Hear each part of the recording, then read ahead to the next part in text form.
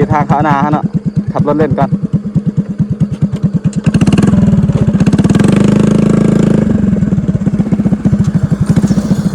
รถเล่นกัน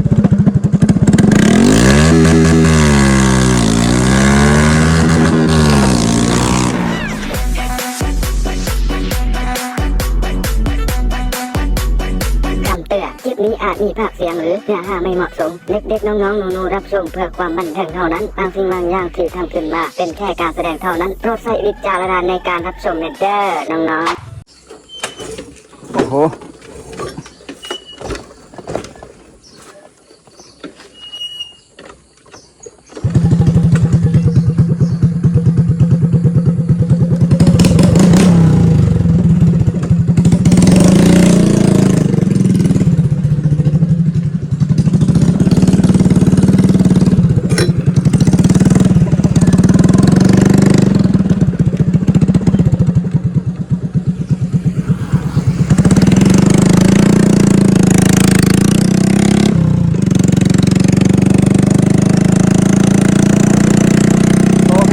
ดีวัยรุ่นเด็กกระโปรงทั้งหลายเนาะ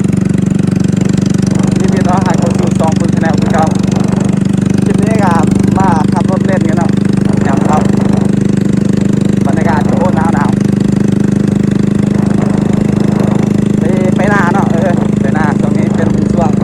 เกี่ยวเขารถกับบนที่ท่อเนาะมีแต่ข้อท่อแต่ว่าปลายท่อมันมี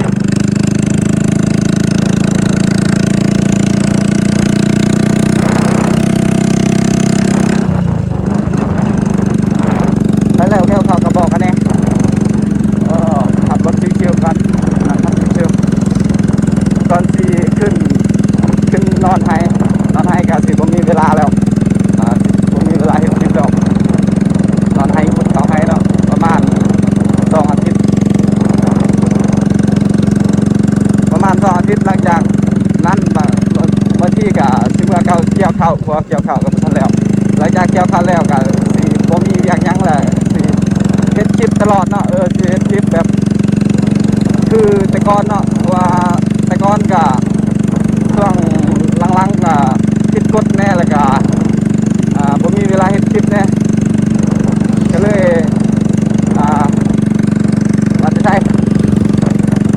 ก็เลยบ่ได้เฮ็ดคลิปเลยเนาะยังหาแต่เงินหาเงินใส่ตอนนี้ก็เฮ็ดอาร์มจนบ่แม่นอาร์มทรงเดิมแต่ว่างานนี้เป็นงานแปลกๆเนาะก็ฝากติดตามกันงานทรงเดิมงานแปลกเราเฮ็ดกับใหม่เลยเนาะใน TikTok เขาลงแล้วเดี๋ยว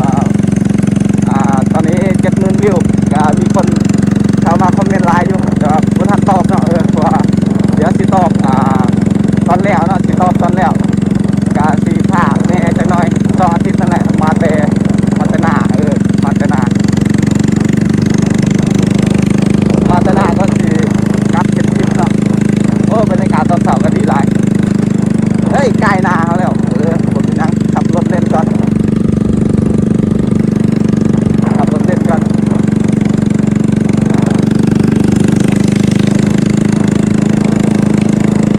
ยางกันสิดังๆแน่เพราะว่าบ่มีปลายท่อเนาะ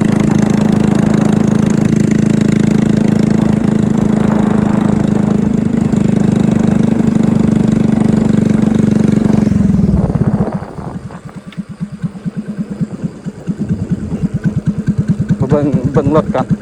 ต้นอะไรบ่ได้ถ่ายส่งรถ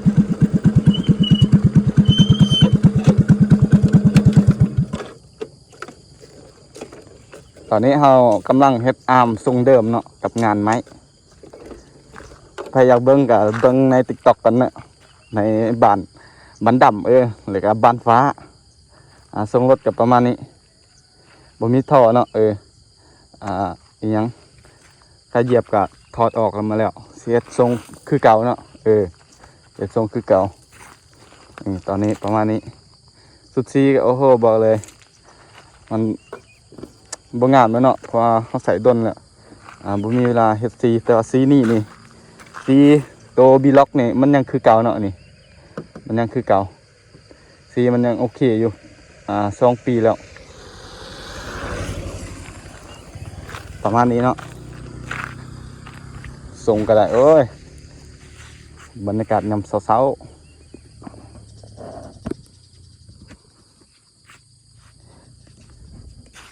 ไปกลับกันสิมาอัปเดตแบบคร่าวๆเนาะเพื่อบ่ให้ลืมกันหั้นนะเพื่อว่าเฮายังเฮ็ดคลิปเฮายังเฮ็ดคลิปตลอดเนาะบ่ได้เศร้าแต่งรถเด้อฝากติดตามกันแน่พี่น้องบ่แม่นฝากติดตามกันแน่วัยรุ่นตอนนี้เฮาเฮ็ดซองเนาะก็เลยแบบเว้ากะแบบ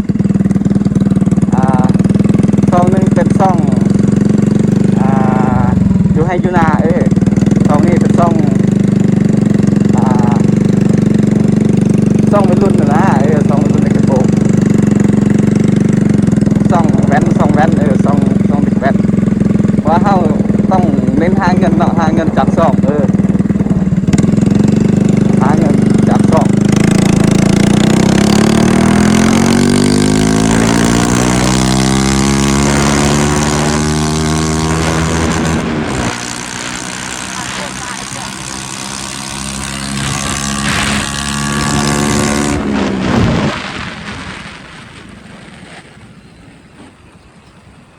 ตัดโคตรตาเลย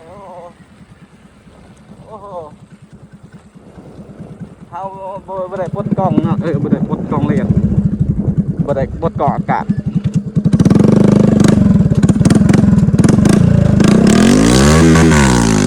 โอ้ยแฮกเก่า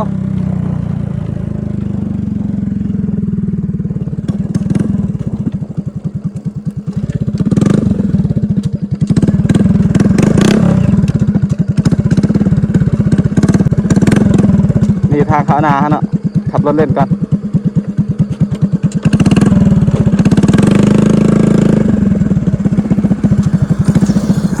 รถเล่นกัน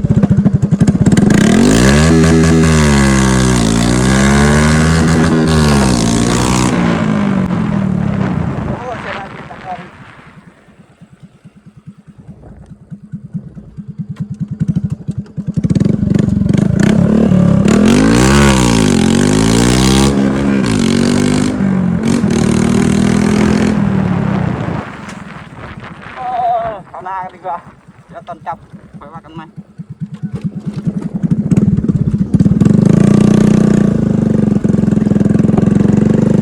เขานาก่อนไปยามกับดักเอาใส่กับดักแล้วกับดักต้องเบิ่งในซ่องหนึ่งเนาะในซ่องเฮาแต่ก่อนเนาะต้องเฮาแต่ก่อนซ่องเฮาที่ทางตอนนี้ต้องเอา20,000ผู้ติดตามฝากไปติดตามกันเนาะต่อชื่อซ่องบ่าวคุณเราใต้แล้วทำเบากะซีมันแตกต่างกันเนาะนั่นแหละกระเสียงก็คือเก่านั่นแหละแต่ว่าสไตล์คือมันแบบมันต่างกันเนาะว่าวัยรุ่นกับวิถีชีวิตมันต่างกันต้องบอกมันต่างกันนะว่าซองนั้นก็ยังมี FC ให้แต่งรถอยู่แต่ว่าซองนั้นสิบ่แต่งแหละแต่งแต่ซองนี้เนาะออกตัวยามันยังอันนั้นยังพืชอยู่เนาะพวกนี้อย่างใหม่แต่เครื่องน่ะบ่แห้งดอกเครื่องเดิมเขาแต่งลิ้นเนาะแม่นแต่งแห้งแต่งแบบเฮ็ดคอนเทนต์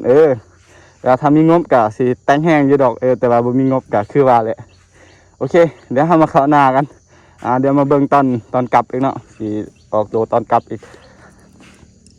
ไปเข้าหน้ากันก่อนเกี่ยวข้าวกันบ่ทันแล้วเกี่ยวข้าวบ่ทันแล้วเด้อโอเคเนาะหลังจากเฮายามกลับแล้วก็ได้ตัวหนึ่ง3 ลังเฮาได้ตัวหนึ่งเนาะถ้าอยากเบิ่งคลิปกับฝากเข้าไปเบิ่งอยู่ที่ช่องบ่าวคุณบ่าวคุณอีหยังบ่าวคุณลาวใต้เนาะไปเดี๋ยวเรากลับกันเลย โอ้โหส่งรถหาบ่มีท่อส่งห่าง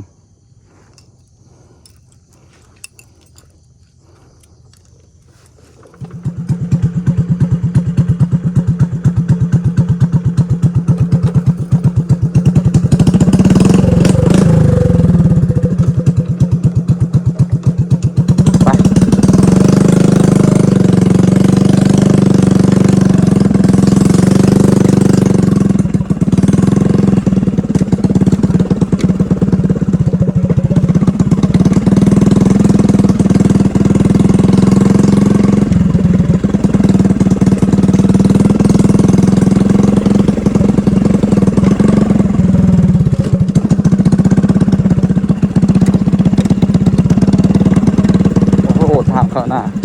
โอ้โหขอท่อกู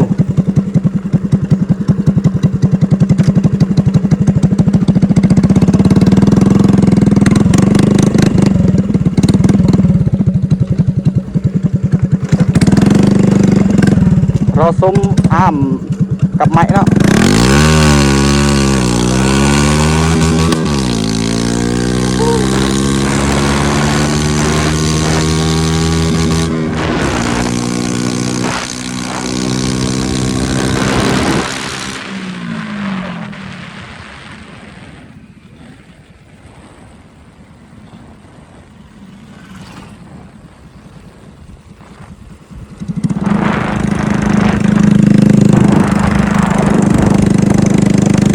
เจ้างัวน้อยเจ้างัวน้อย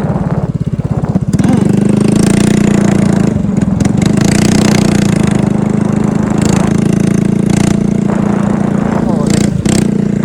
ขึ้นก็ขึ้นเลยเท่ากระโซงโซมเลยนะแต่ว่าผมมีงบแรงเยอะผมมีงบแรงนะ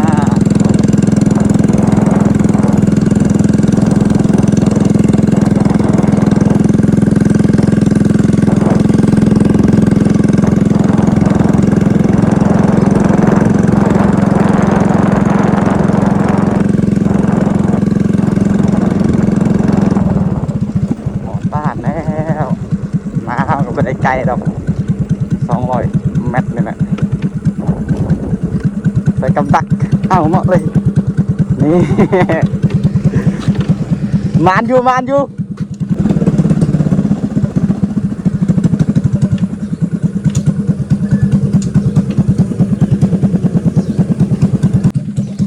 โอเคเนาะตอนนี้หอดว่าไปดีเรียบร้อยแล้วสำหรับคลิปนี้ก็สิจบคลิปเพียงเท่านี้ฝากเป็นกำลังใจกดไลค์กดติดตาม Let's go